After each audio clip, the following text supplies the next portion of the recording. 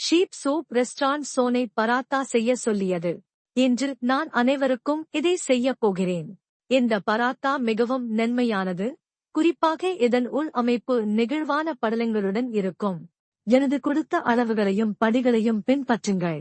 300 gram மைதா கொண்டு அதில் 195 gram 40 degree Celsius நீர் சேர்த்து கலக்கி மேசையில் வைத்து பிசையவும். ஆரம்பத்தில் மைதா கைப்பிடியில் ஒட்டிக் கொண்டிருக்கும்.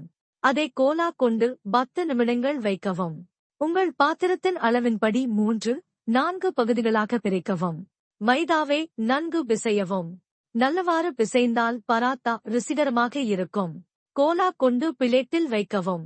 எண்ணெய் தடவி மூடி 1 மணி நேரம் அல்லது அதற்கும் மேல் வைக்கவும். பிசைந்த பராத்தாவை வட்டமாக உருட்டவும். பப் பேஸ்ட்ரியை பயன்படுத்தவும். நடுப்பகுதியில் வெட்டு செய்யவும். வீடியோ போல மடக்கவும். ஓரங்களை மூடவும். பெரிய முனையை கீழே நெருக்கவும். பராத்தா தயார். 10 நிமிடங்களுக்கு பிறகு நாணய அளவிற்கு ஒட்டும் அளவு உருட்டவும்.